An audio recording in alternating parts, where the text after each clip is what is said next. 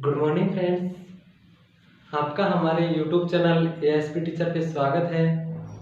और आप सभी 9th क्लास पास करके 10th क्लास में पहुंच चुके हैं और आशा करता हूं कि आप सभी अच्छे होंगे, बढ़िया होंगे।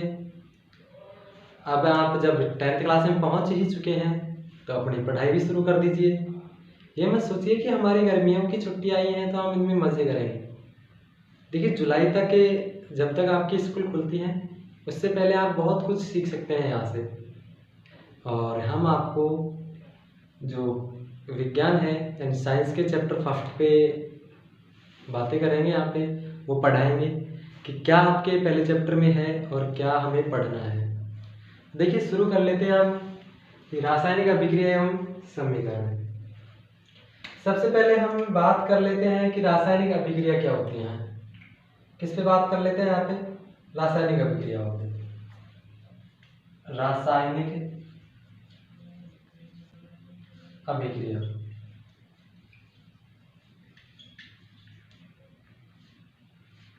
देखिए, अभी तक 9th क्लास तक आपने बहुत सारी चीज़ें पढ़ी भी होंगी। आपने पढ़ा होगा कि रासायनिक अभिक्रियाएं होती हैं, लेकिन आप यहाँ पे एक बार थोड़ा सा वापस से पढ़ लीजिए और सारी बातें हम धीरे धीरे आगे पढ़ते ही रहेंगे। तो सबसे पहले हम देख लेते हैं किसी पदार्थ में रासायनिक परिवर्तन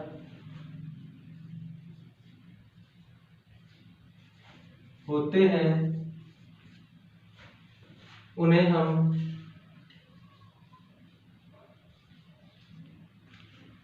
रासायनिक अभिक्रिया कहते हैं। अभिक्रिया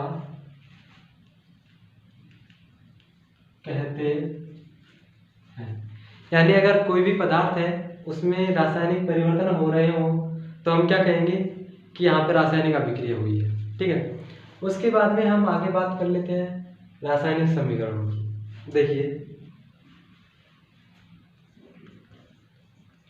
रासायनिक समीकरण। देखिए, रासायनिक समीकरण क्या होते हैं? यदि हम कोई रासायनिक अभिक्रिया हुई है और उसको शब्दों या प्रतीकों के रूप में लिख देते हैं तो हम कहेंगे क्या कि यह रासायनिक समीकरण। क्योंकि जो अभिक्रिया है वो वाक्यों के रूप में लिखते हैं तो बहुत बड़ी हो जाती है। जैसे भाई, लकड़ी को जलाते हैं तो हमें कार्बन डाइऑक्साइड मिलती है, उसमें ऑक्सीजन भी होती है। ये सारी बातें एक वाक्य के रूप में लिखेंगे तो बहुत बड़ा होगा, लेकिन उन्हें छोटे रूप में या संक्षेप में लिखने का तरीका होता है, उसे हम रासायनिक समीकरण कहते हैं। देखिए, रासायनिक अभिक्रिया को छोटे रूप में लिखने का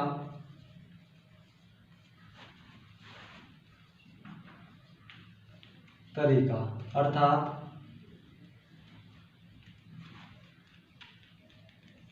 शब्दों या प्रतीकों के रूप में लिखना रासायनिक समीकरण कहलाता है। देखिए, तो ये हो गया आपके रासायनिक समीकरण। अब देखिए, हम बात कर लेते हैं थोड़ा सा आगे कि रासायनिक समीकरण की हमने परिभाषा दे दी, लेकिन लिखते कैसे हैं, क्या क्या लिखने के लिए हमें जरूरी होती है, उन सारी बातों पे चर्चा कर लेते हैं। तो देखिए, रासायनिक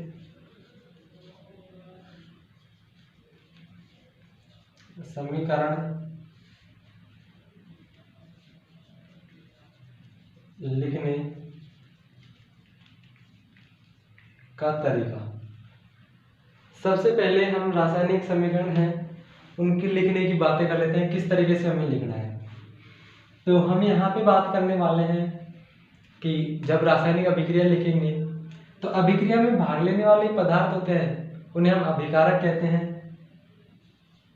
अभिकारक अभिक्रिया में भाग लेने वाले पदार्थ और उत्पाद, ये बनने वाले पदार्थ। ठीक है, भाग लेने वाले पदार्थ और बनने वाले। तो LHS में तो हम क्या लिखेंगे, ये लिखेंगे यानी लेफ्ट हैंड साइड, और RHS में हम क्या लिखेंगे, लिख देते हैं LHS RHS। ठीक है, फिर उसके बाद में इधर अभिकारक आ गए, अभिकारक। फिर एक तीर का निशान बनाएंगे, क्या बनाएंगे, तीर का निशान लिख देते हैं यहाँ पे, तीर का निशान। उसके बाद में इधर लिखेंगे हम क्या, उत्पाद। आगे ध्यान दीजिए, अगर कोई उत्प्रेरक उपयोग ले रहे हैं तो उसको हम इसके ऊपर लिखेंगे, तीर के ऊपर। ठीक है, अगर कोई गैस है तो उसको हम इस तरीके से दिखाएंगे, गैस। ठीक है, या फिर उसमें लिख सकते हैं हम G। अगर कोई ठोस पदार्थ है तो उसे हम लिखेंगे क्या, S, सॉलिड। ठीक है, तीसरी चीज हम बात कर लेते हैं कि कोई जलीय विलयन है हमारे पास, यहाँ पे लिख देते हैं जलीय विलयन। उसे हम किससे लिखेंगे, AQ से, यानी एक्वस, जलीय विलयन हो गया। ये सारी बातें ध्यान में रखते हुए हम क्या लिखेंगे, रासायनिक अभिक्रिया। तो यहाँ तक आपको समझ आ गया होगा। जल्दी से इसे नोट कर लीजिए, स्क्रीनशॉट ले लीजिए और आप अभी से अपने नोट्स तैयार कीजिए, क्योंकि ये सारी चीज़ें आपको आगे तक काम आने वाली हैं, पढ़ना भी है इन सभी को। तो आशा करता हूँ आपने लिख लिया होगा। अगर नहीं लिखा है तो वीडियो रोक कर या स्क्रीनशॉट लेकर लिख लेना। मैं इसे रफ कर रहा हूँ और हम बढ़ते हैं थोड़ा सा आगे। अब हम रासायनिक अभिक्रियाओं के उदाहरण के बारे में चर्चा करें कि भाई रासायनिक अभिक्रियाओं क्या लेंगे, हम उदाहरण लेंगे। ठीक है, देखिए उदाहरण में हमें सीधा सा सबसे सिंपल उदाहरण ले लेते हैं। यदि हम जब भी कोई लकड़ी को जलाते हैं तो हमारे पास क्या बनती है, धुआं बनती है। ठीक है, और लकड़ी में होता क्या है, कार्बन होता है। क्या होता है, कार्बन। ठीक है, और जलती किसकी उपस्थिति में है, वो ऑक्सीजन की उपस्थिति में। किसकी उपस्थिति में जलती है, ऑक्सीजन की उपस्थिति में। तो हम कहेंगे कि कार्बन और ऑक्सीजन दोनों अभिक्रिया में भाग ले रहे हैं और हमारे पास बनता क्या है, देखिए उदाहरण की बात कर लेते हैं हम।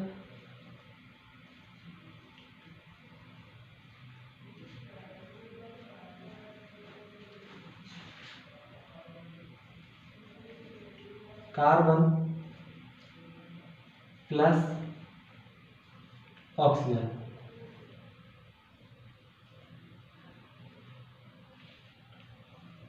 बनना क्या है हमारे पास, कार्बन डाइऑक्साइड। Carbon dioxide.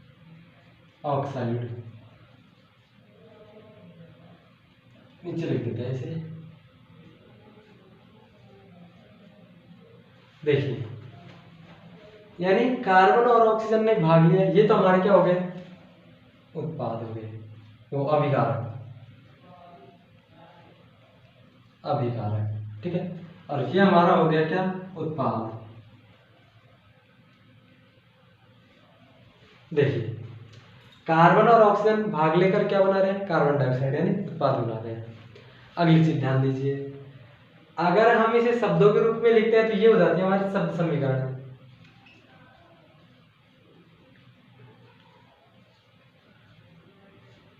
ठीक है, और अगर इसे हम प्रतीकों के रूप में लिख देते हैं, प्रतीक, समीकरण। तो जानते हैं कार्बन का प्रतीक क्या होता है, C प्लस O, आगे CO2। अब देखिए हमें इनके चिन्ह लगाने हैं। भाई कार्बन कैसा होता है, ठोस होता है, इसे हम S लिख देते हैं। ऑक्सीजन गैस होती है, G हो गया। कार्बन डाइऑक्साइड G, ठीक है, ये सारी चीजें होती हैं। तो अब आपको समझ आ गया होगा। इतनी चर्चा हमने आज की क्लास में की है, इससे आगे चर्चा हम नेक्स्ट क्लास में करेंगे। धीरे धीरे हम शुरुआत करने वाले हैं। अगर आपको हमारा पढ़ाने का तरीका अच्छा लग रहा हो तो हमारे वीडियो को लाइक कीजिए और अपने दोस्तों में शेयर कीजिए, ताकि वो भी गर्मियों में अपनी पढ़ाई को सुचारू रूप से जारी रख सकें। धन्यवाद फ्रेंड्स।